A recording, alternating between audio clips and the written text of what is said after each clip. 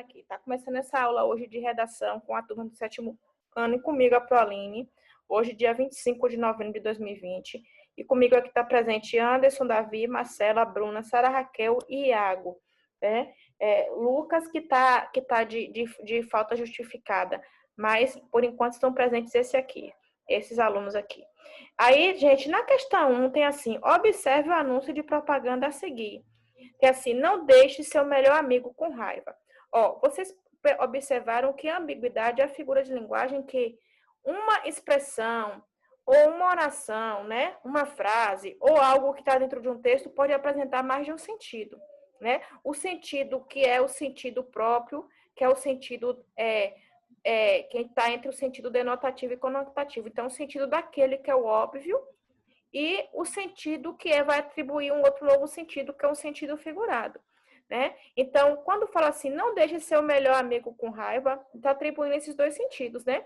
Tanto da questão de o melhor amigo ficar nervoso, né? Chateado, ou também com raiva, que é a doença que dá em animais de estimação. Aí tem aqui campanha de vacinação antirrábica, e tem as outras informações aqui, né? Os órgãos responsáveis direitinho. E o que está pedindo aqui na questão? Qual o objetivo desse anúncio? Qual o objetivo desse anúncio? Eu botei chamar atenção para vacinar seus animais de estimação contra a raiva. Não você pode botar assim, um momentinho, viu? Que todo mundo quer responder. Graças a Deus que todo mundo quer responder. Anderson, você pode colocar para que as pessoas se conscientizem a levar seus animais para a vacinação contra a raiva. Aí, Gabriel Beleza. também que queria falar. Gabriel não, foi Iago que queria falar. Lê aí, Iago.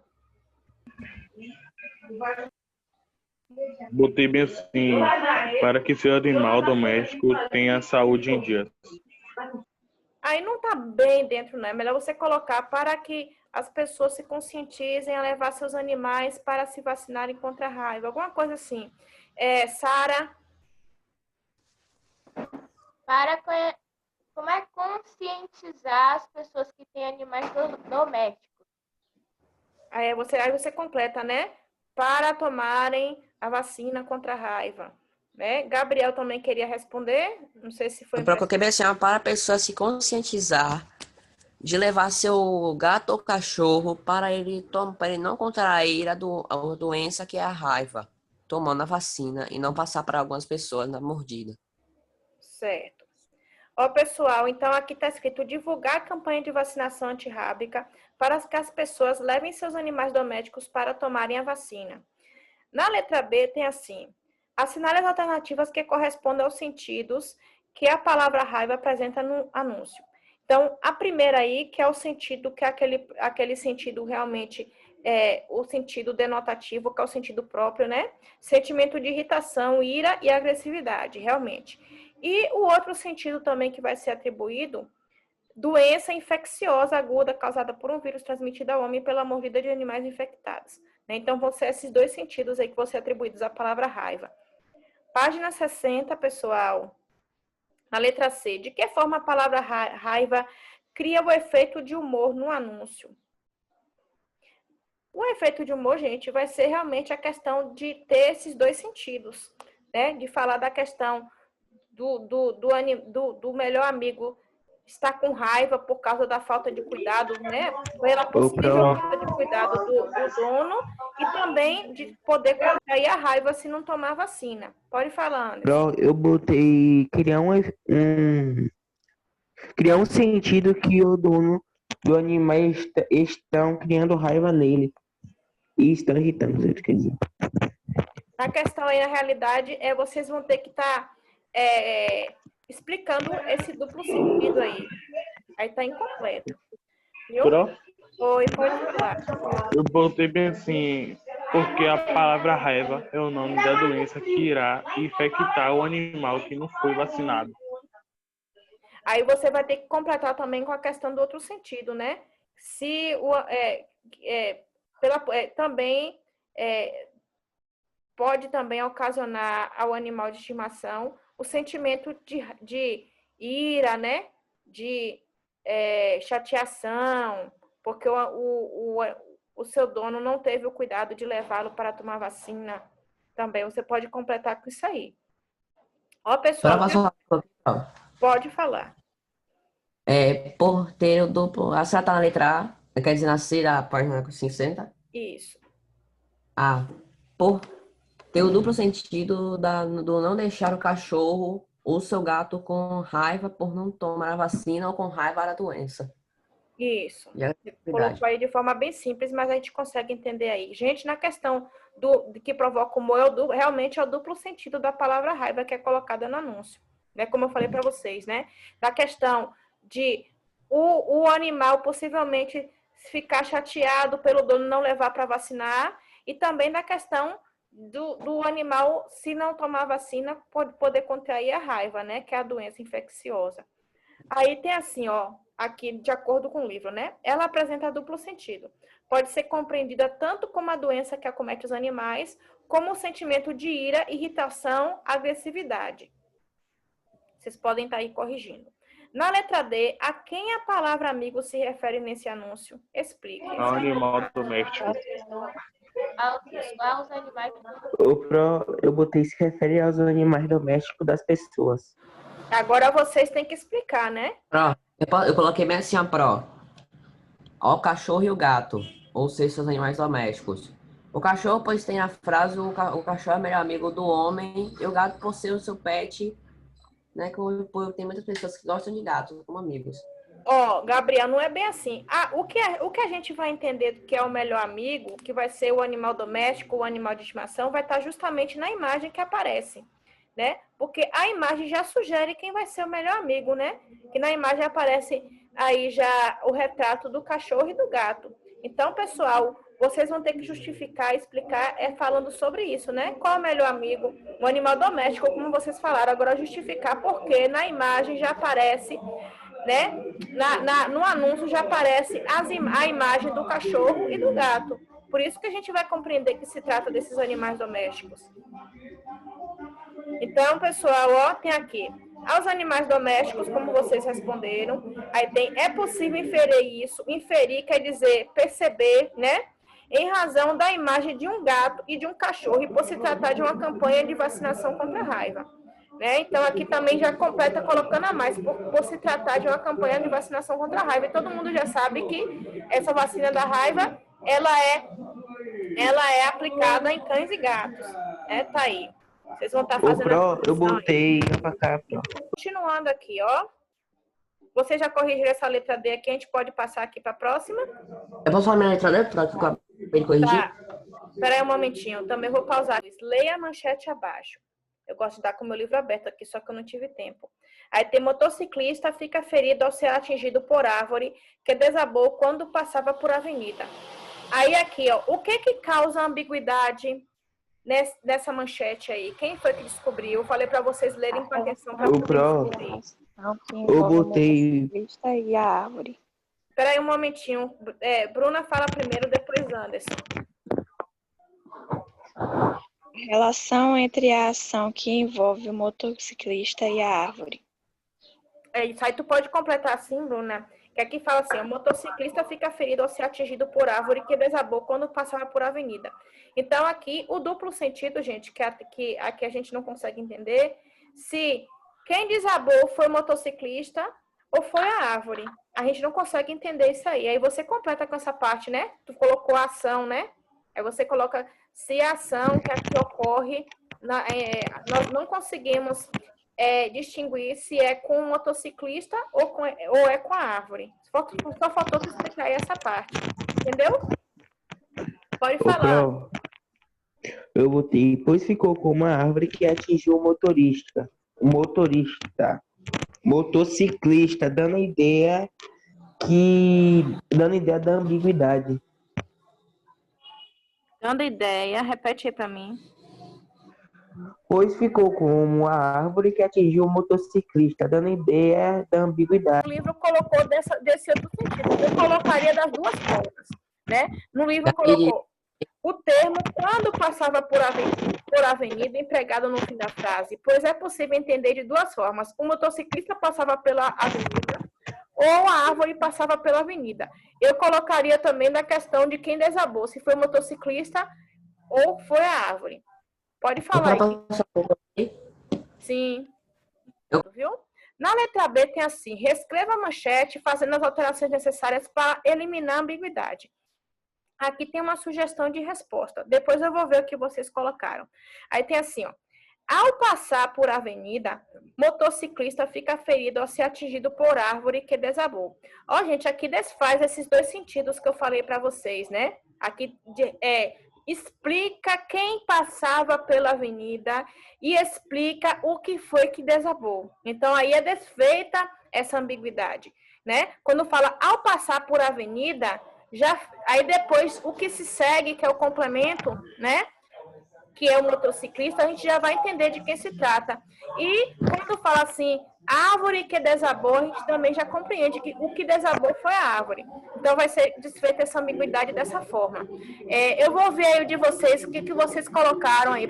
Nesta manchete, a ambiguidade é fruto de uma intenção ou de um deslize? Justifique. Ou seja, às vezes, gente, ocorre uma ambiguidade intencional, a gente vê muito isso em anúncio de propaganda. Mas em manchete, não. Então, aqui provavelmente foi um deslize, né? Foi uma falta de cuidado na questão da escrita correta, né? Pode falar, Iago. Eu coloquei, não sei se tá certo, eu coloquei, é o fruto de uma intenção.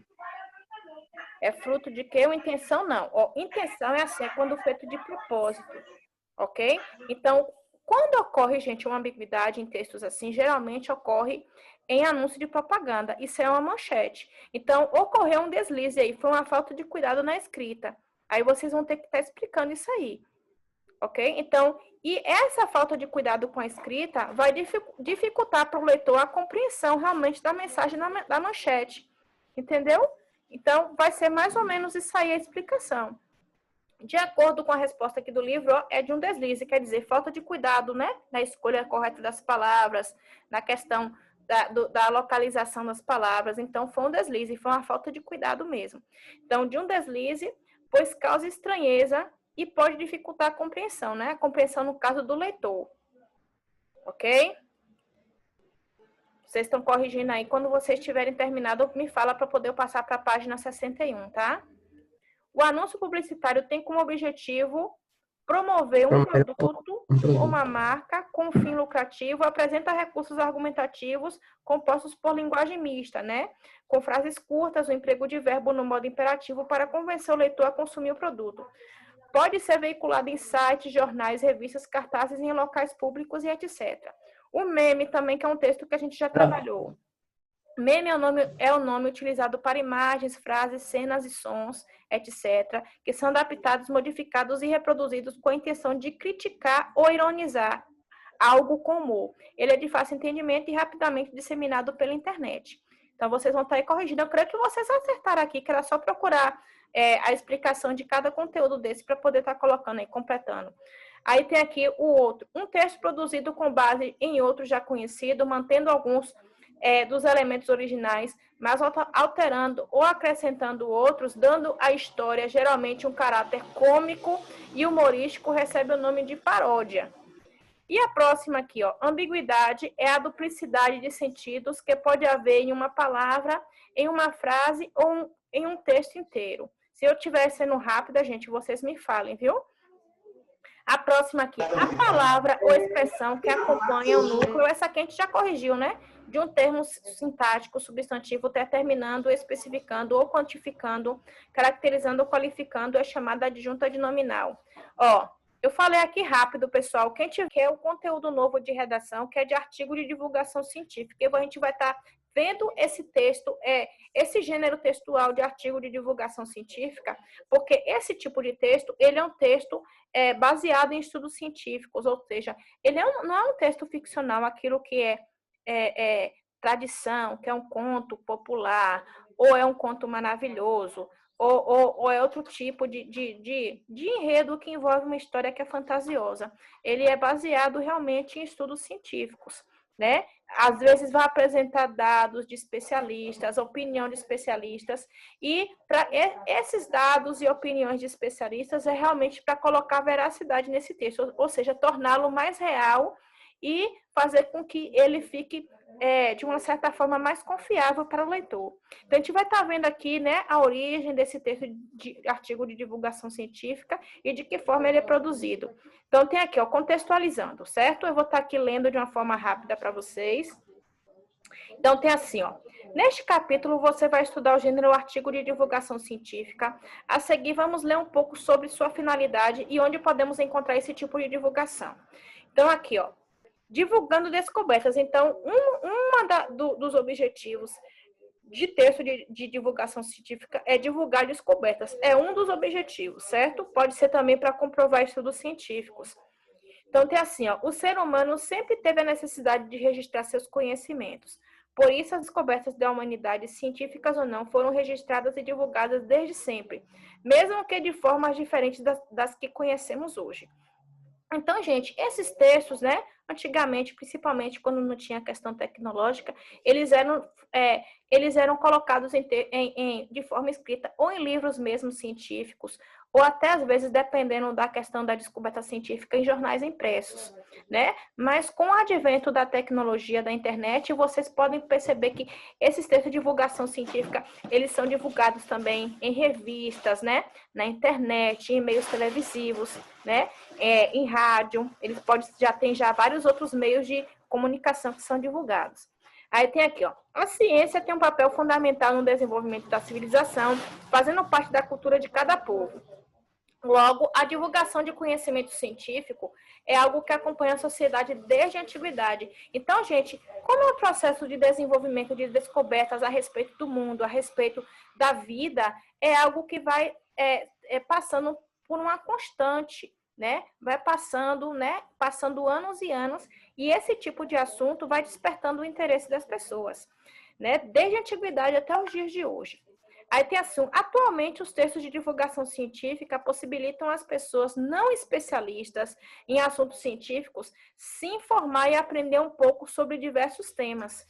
Com a internet, o conhecimento científico se tornou mais acessível, aumentando a importância de textos que repassam informações verídicas. Então, gente, esses textos de divulgação científicas, o público-alvo é assim, ó, especialistas, cientistas na área do conhecimento, né, dessas questões de descobertas científicas, de comprovações científicas, né, e para pessoas realmente que entendem do assunto, mas principalmente para aquelas pessoas leigas, ou seja, que não têm um entendimento sobre essas questões, né, para que elas venham tomar um pouco mais desse conhecimento, saber mais através dessas descobertas, de experimentos científicos e comprovações científicas também.